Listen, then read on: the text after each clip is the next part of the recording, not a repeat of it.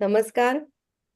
आजच्या fellowship of the फ्लूटमध्ये मी तुमचं सगळ्यांचं मनापासून स्वागत करते. सगळ्यांना संक्रांतीच्या हार्दिक शुभेच्छा.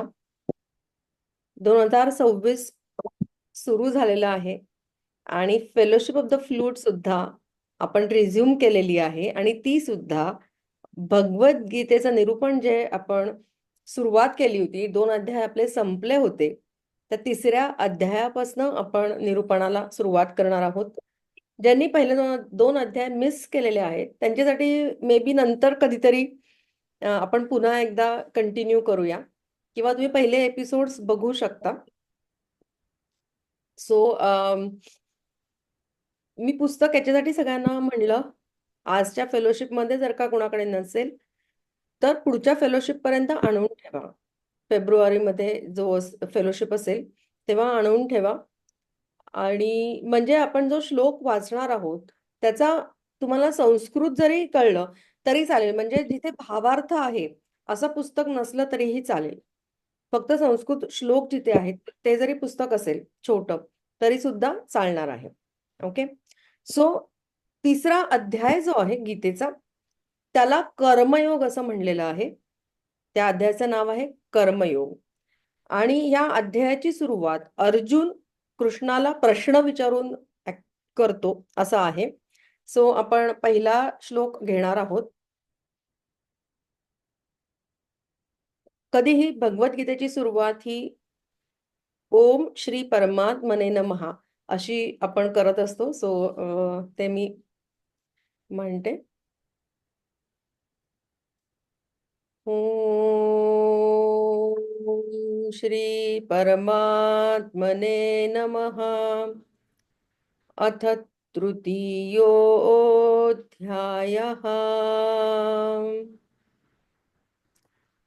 अर्जुन उवाच जायसी चेत् कर्मणस्ते मता बुद्धिर्जनार्दन तत्किं कर्मणि घोरे मां नियोजयसि केशव.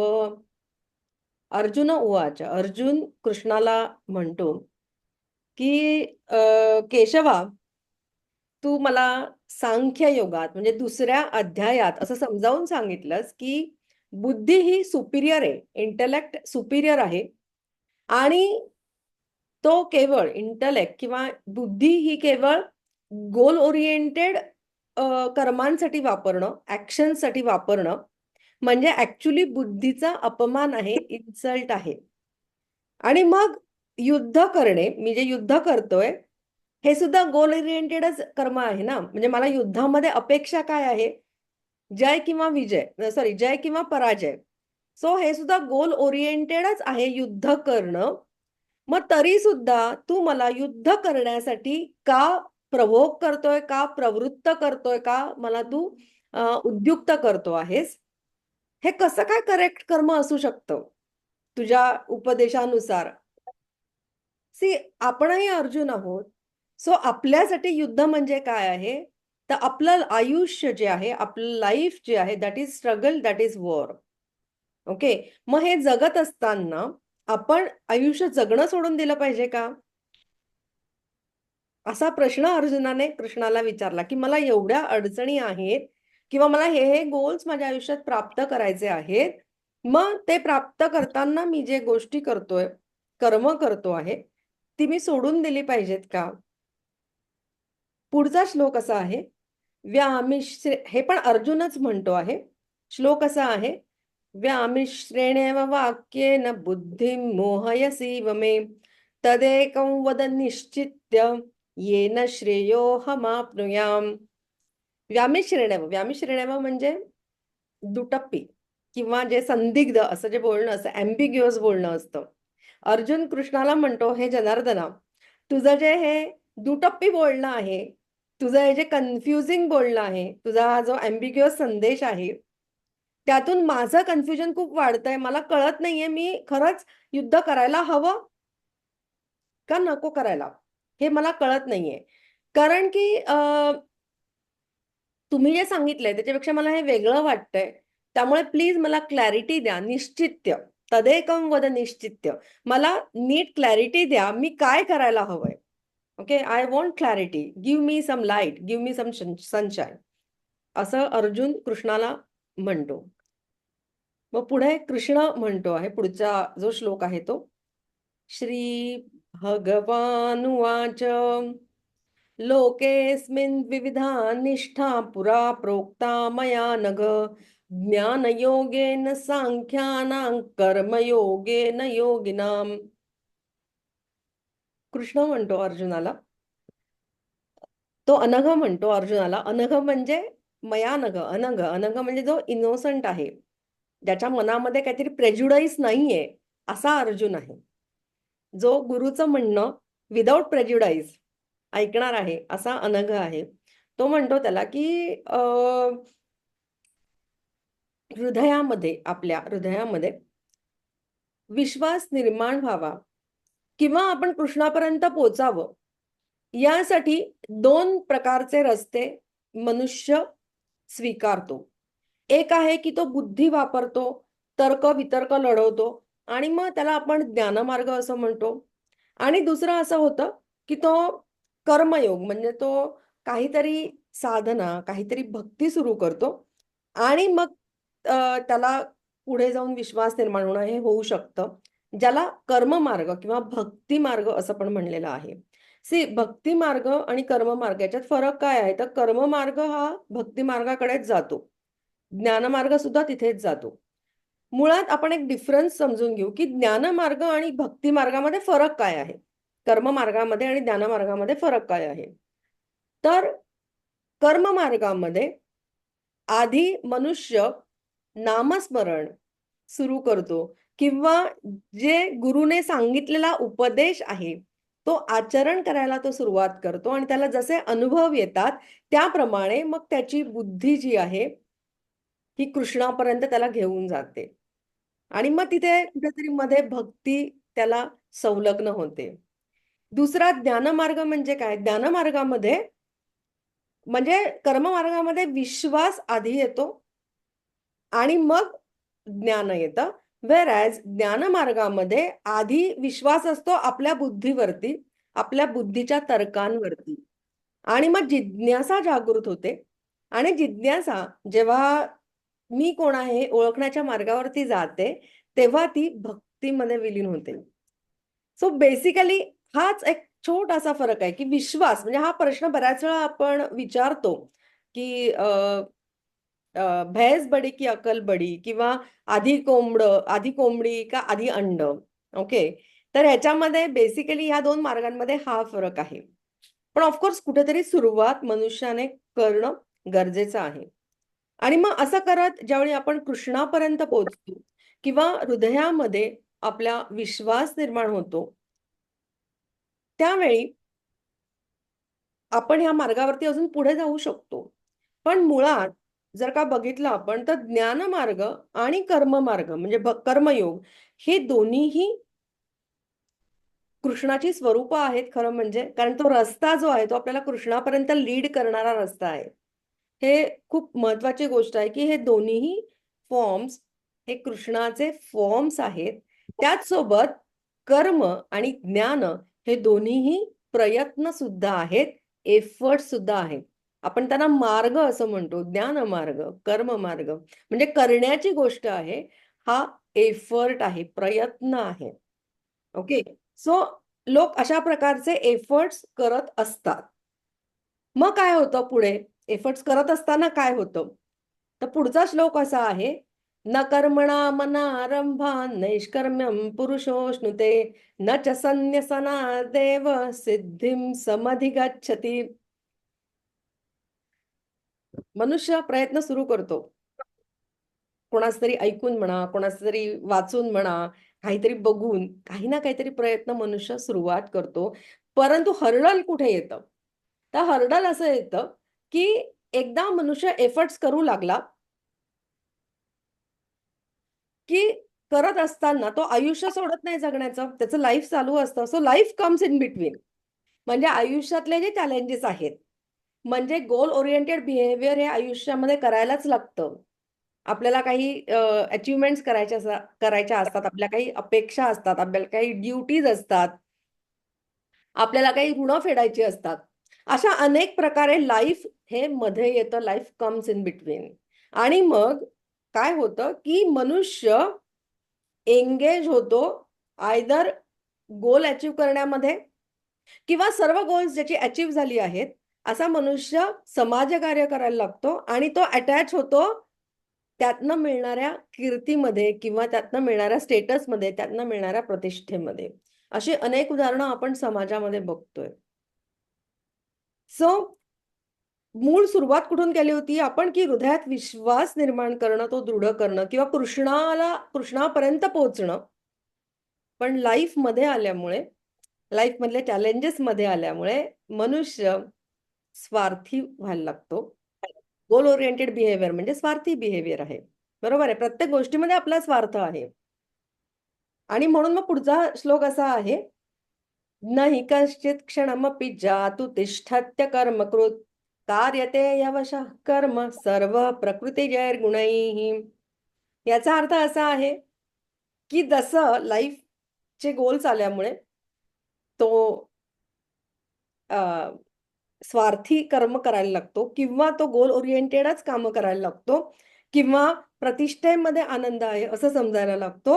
आपल्या आयुष्यात घडणारी चांगली घटना म्हणजे एखादा आनंदाचा विषय आहे, असं ज्यावेळी तो मानू लागतो. त्याच सोबत दुसरी त्याची जी फिजिकल कर्म आहेत, नाही कश्चित् क्षणमपि एक क्षण सुद्धा मनुष्याला फिजिकल कर्म हे टाळता येत नाही. कंटिन्युअसली काही ना काहीतरी फिजिकल कर्म हे मनुष्याचं चालू आहे, जे आपलं नियतकर्म आहे. म्हणजे आपली स्वच्छता आहे, आपली झोपणे-उठणे आहे, आपले घरातल्या ड्युटीज आहेत. म्हणजे पर्सनल लाईफ सुद्धा आपलं आहेच. नुसतंच प्रोफेशनल लाईफ नाहीये. पर्सनल लाईफमध्ये सुद्धा एकही क्षण आपण कर्म केल्याशिवाय राहू शकत नाही मनुष्य.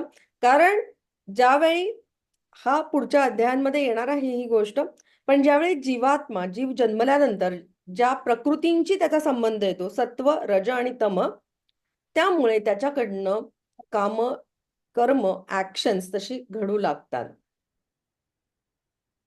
मग प्रॉब्लेम काय येतो? पुढच्या श्लोकामध्ये असा आहे, कर्मेंद्रियाणि संयम्य य आस्ते मनसा स्मरन्, इंद्रियार्थान् विमूढात्मा मिथ्याचारस्य उच्यते. मनुष्य खूप क्लेवर आहे बरं का. म्हणजे अतिशय कनिंग आहे. म्हणजे त्याला असं कळतं, गीता वाचताना पण कळतं किंवा कोणीतरी गुरूने सांगितलेलं असतं, की कर्म करायची आहेत, पण स्वार्थ सोडून द्यायचा आहे. निस्वार्थपणे काम करायचं आहे. मग तो काय करायला लागतो, की बाबा ही फिलॉसॉफी फॉलो करता येत नाहीये किंवा मग ही फिलॉसॉफी फॉलो करताना काय करायचं, तर फक्त एक फसाड निर्माण करायचा, की मला ग्रीड नाहीये, मला गॉसिपमध्ये इंटरेस्ट नाहीये, मला काही अपेक्षा नाहीयेत आयुष्याकडनं. परंतु आतून आपली जी इंद्रिय आहेत, म्हणजे आपले जे मन आहे, हे त्या गोष्टींचं चिंतन किंवा ही गोष्ट मला म्हणजे त्या गोष्टीमध्ये आपलं मन अडकून पडतं. की अरे ह्याच्यासारखा मला नेकलेस हवा आहे, ह्याच्यासारखे मला करियर हवंय, ह्याच्यासारखा मला नवरा हवा आहे, म्हणजे पार्टनर हवा आहे. ओके. आता आजकाल नवरा ही संकल्पना बहुतेक मोडीत निघाली आहे. सो असा मला पार्टनर हवा आहे. Isn't it so? So basically हा एक फसाड निर्माण करतो, पण आतमध्ये मात्र तो चिंतन करतच असतो, की अरे मला हे असं पाहिजे, मला असं पाहिजे, मला असं पाहिजे. बरोबर आहे? सगळ्या गोष्टी त्याला हव्याशा वाटतात.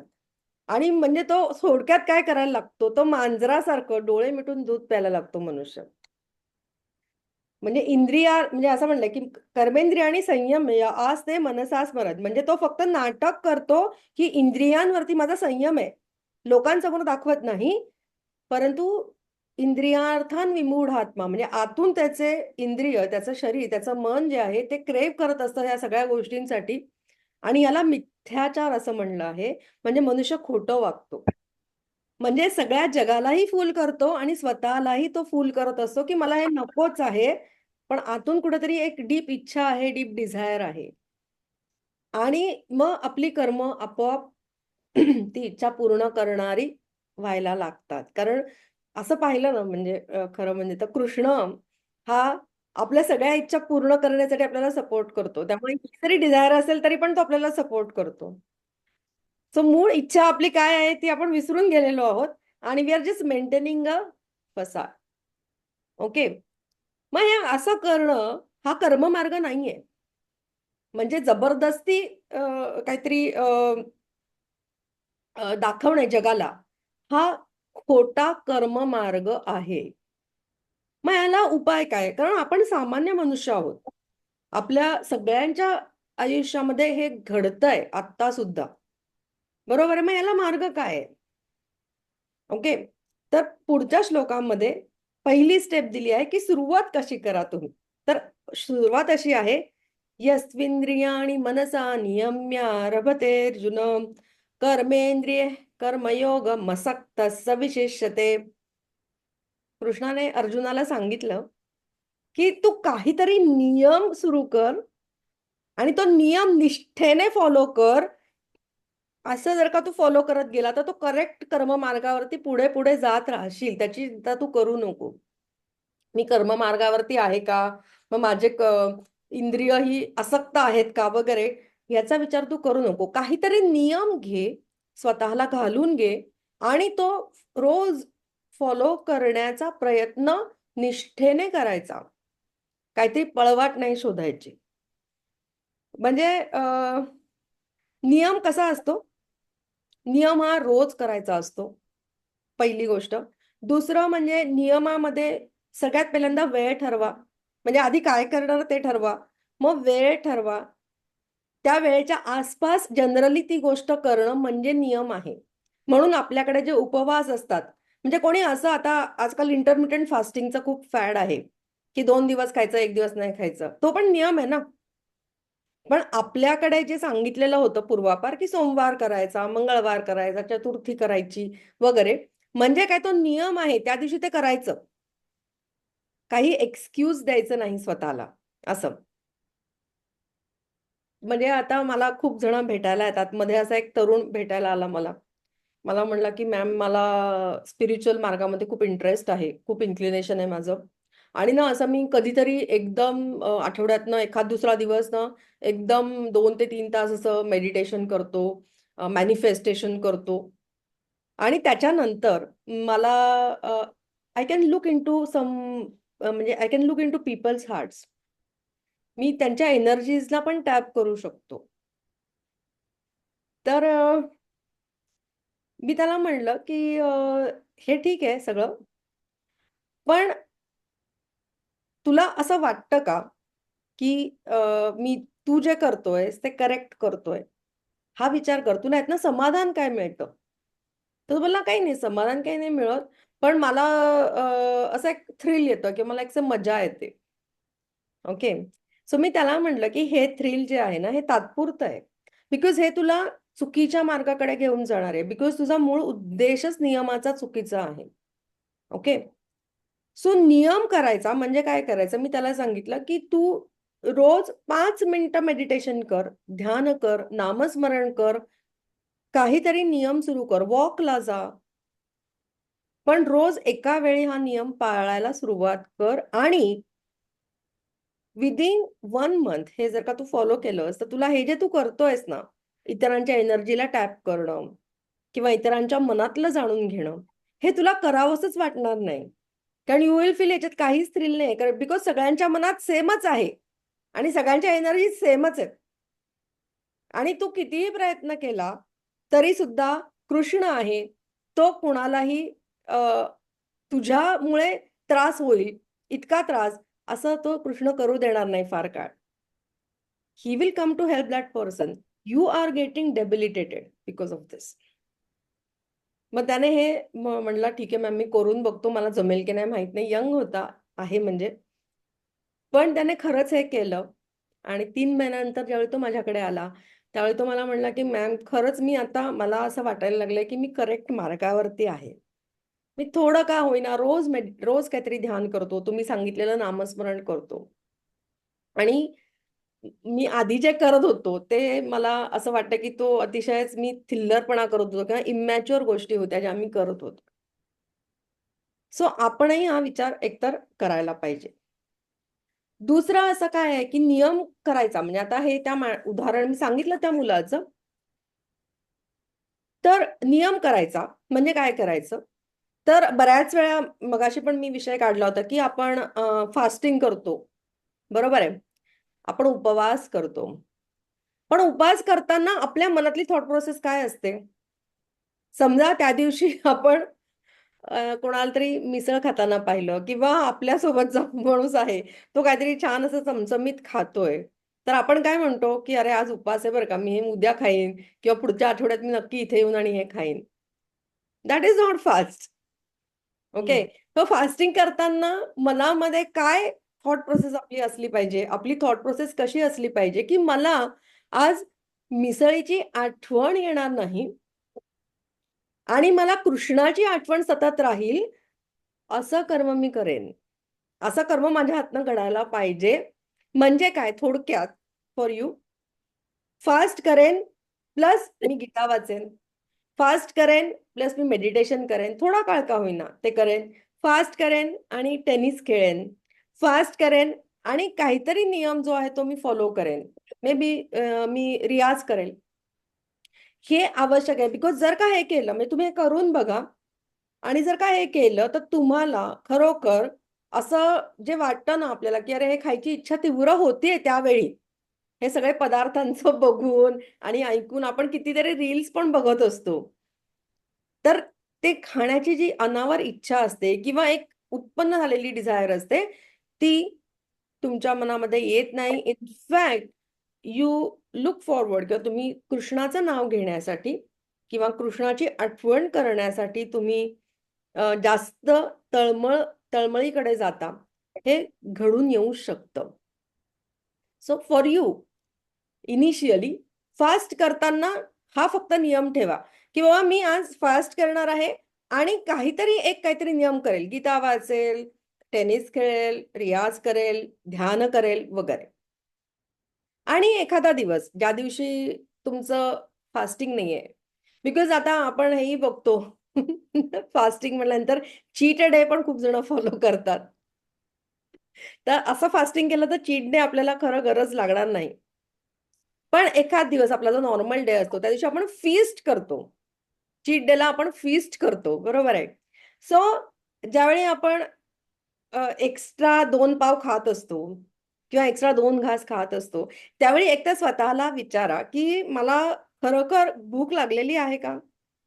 हे जे काही 2 घास मी एक्स्ट्रा खातीये, 2 पाव एक्स्ट्रा खातीये, तर मला भूक लागली आहे का माझ्या शरीराला? एक आणि दुसरं थॉट प्रोसेस काय असली पाहिजे, की बाबा मी जर हे 2 घास एक्स्ट्रा खाल्ले, तर काय घडणार आहे? माझ्यातला लेझीनेस वाढेल. म्हणजे मग मी रात्री झोपताना जे नामस्मरण करणार आहे, त्याला बाय-बाय म्हणेल, टुडल्स उद्या करेल किंवा मी सकाळी उशिरा उठेन आणि वॉकला जाणार नाही किंवा सकाळचं नामस्मरण, सकाळचं ध्यान जे आहे, त्याला बुट्टी घेईन. मग हे बरोबर आहे का? ही अशी थॉट प्रोसेस तुम्ही ठेवा, की बाबा हे मी खाल्लं, तर ह्या गोष्टी घडणार आहेत का? कारण लेझीनेस हा तामसिक गुण आहे. ओके. जो तुम्हाला साधनेपासनं, जो तुम्हाला ध्यानापासनं, जो तुम्हाला तुमच्या हृदयातल्या विश्वासापासनं दूर नेतो. 100% दूर नेतो. बघा तुम्ही एखाद दिवशी तुम्ही छान पिक्चर बघून या.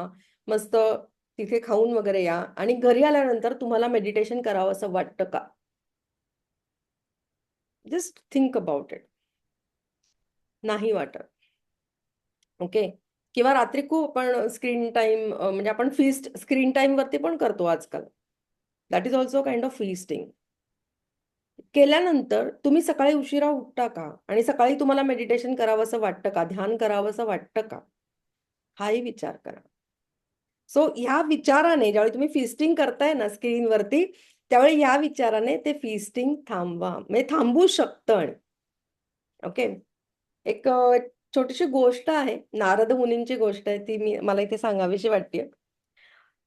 म्हणजे नारद मुनी तर खूप मोठे भक्त म्हणून ख्यातनाम आहेत संपूर्ण ब्रह्मांडामध्ये. ओके. आणि त्यांचे मूळ गुरु ब्रह्मदेव होते नारद मुनींचे. आणि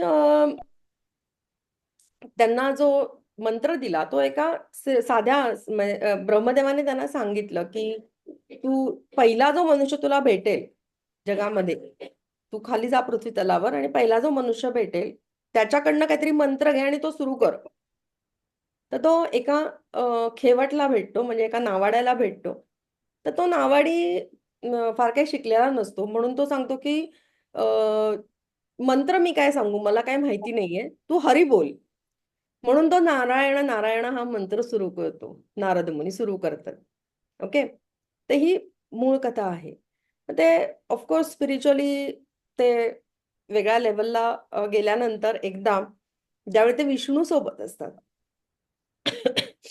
त्यावेळी त्यांना असं दिसतं, की विष्णूचं किंवा कृष्णाचं लक्ष पृथ्वीवरच्या एका सामान्य शेतकऱ्याकडे आहे.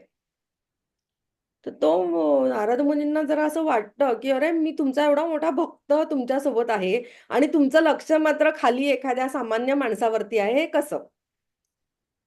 तर तो कृष्ण त्याला म्हणतो, नारद मुनींना, की "अरे, हा सुद्धा माझा खूप श्रेष्ठ भक्त आहे." तर तो म्हणला, की "माझ्यापेक्षा पण श्रेष्ठ आहे का?" तर तो म्हणला, की "तुला जर का हे सिद्ध करायचं असेल, तर आपण काहीतरी एक ॲक्टिव्हिटी करूया, so that it can be proven." मग कृष्ण असं सांगतो, की तेलाची वाटी हातात घेऊन जो संपूर्ण ब्रह्मांडाला प्रदक्षिणा घालेल पहिल्यांदा, तेल सांडायचं नाही, तो माझा श्रेष्ठ भक्त आहे, असं. तर नारद मुनी नेक्स्ट डे मॉर्निंग ते सुरू करतात. म्हणजे ते तेलाची वाटी हातात घेऊन फिरतात. अतिशय सावधपणे, तेल सांडायला नको, तरी पण स्पीड मेंटेन करायचं आहे. बिकॉज आधी आपल्याला ती स्पर्धा जिंकायची आहे म्हणून, आपलं श्रेष्ठत्व सिद्ध करायचं आहे म्हणून. ते करतात. आणि ते आल्यानंतर म्हणजे ते असं करतात. व्हेअरएज हा जो पृथ्वीवरचा शेतकरी आहे, तो आपली रोजची कामं करतो सगळी. शेतात जातो. त्याचं सगळं शेतातली जे दिनचर्या असेल, काही त्याचं नांगरणी असेल, पेरणी असेल, ते सगळं करतो. आणि आल्यानंतर तो देवाला फक्त नमस्कार करतो कृष्णाला आणि ती तेलाची जी वाटी आहे, त्याच्यामध्ये वात घालून फक्त ते पेटवतो निरांजन किंवा ती वात पेटवतो. तर कृष्ण म्हणतो, "कोण श्रेष्ठ आहे तूच सांग मला." बिकॉज हा जो पृथ्वीवरचा शेतकरी आहे, याला त्याचं श्रेष्ठत्व सिद्ध करायचं नाहीये. त्याची काही अपेक्षाच नाहीये. तो सगळ्या गोष्टी म्हणजे आत्तापर्यंतच्या सगळ्या गोष्टी म्हणजे तो श्रेष्ठ का आहे? तर त्याने आत्तापर्यंत ज्या सगळ्या गोष्टी केल्या ते करत असताना तो कंटिन्युअसली माझ्या सरेंडरमध्ये, माझ्या शरणागतीमध्ये होता. आणि हे शरण असतानाही त्याला असं वाटत नव्हतं, की कृष्णाने मला थोर मानावं, मला श्रेष्ठ भक्त म्हणावं. व्हेअरएज तुमच्या ॲक्शनमध्ये नो डाउट ही खूप मोठी ॲक्शन आहे, की तेलाची वाटी घेऊन तुम्ही एवढं भ्रमण करून आलात आणि तेल सांडलं नाही. ती मोठी ॲक्शन आहे. पण तरीसुद्धा कितीही मोठं कार्य असलं, तरीसुद्धा जर का अपेक्षा असेल, जर का तुमचं कीर्तीच्या मागे तुम्ही असाल, जर का तुम्ही श्रेष्ठत्वाच्या मागे असाल, तर तुमचं कर्म हे श्रेष्ठ कर्म ठरत नाही. Then you are not on the path of karmayoga. So कर्म श्रेष्ठ असण्यासाठी तुम्हाला तुम्ही फास्ट करा किंवा फीस्ट करा, पण इंट्रॉस्पेक्शनमध्ये, थॉट प्रोसेसमध्ये या गोष्टी असू देत. ओके? म्हणजे नारद मुनींचं इनफॅक्ट ते ज्यावेळी तो अ, अ, परिक्रमा करत होते ब्रह्मांडाला, त्यावेळी बऱ्याच वेळा तेल सांडू नये म्हणून त्यांचं नारायण, नारायण हा जो जप आहे, हा करणं पण राहून गेलं होतं. म्हणजे ते त्यांना विस्मरण झालं, क्षणभर का होईना, पण आपलं जे आराध्य दैवत आहे, त्याच्यापासून ते दूर गेले. ओन्ली बिकॉज ऑफ वन अपेक्षा, की मला श्रेष्ठ म्हणावं कृष्णाने. ओके. सो आपण खूप ग्रेट नाही होत नारद मुनी इतके, म्हणून आपण सुरुवात अशी करणार आहोत, की तुम्ही नियम करा. नियम करताना हे फॉलो करा आणि ऑफ कोर्स फीस्टिंग करताना पण मी सांगितलं, की ज्यावेळी तुम्ही एक्स्ट्रा काहीतरी घास खाताय, त्यावेळी तुम्ही काय करा किंवा एक्स्ट्रा काहीतरी जे एंटरटेनमेंट तुम्ही फॉलो करताय, ते करताना पण हा एक थॉट प्रोसेस असू दे, की ही केल्यानंतर मी लेझीनेस वाढवते आहे का? हा विचार करायला पाहिजे. कारण पुढचा जो श्लोक आहे तो असा आहे, "नियतं कुरु कर्म त्वं कर्म ज्यायो ह्यकर्मणः शरीर यात्रा पिचते न प्रसिद्धेद कर्मणः.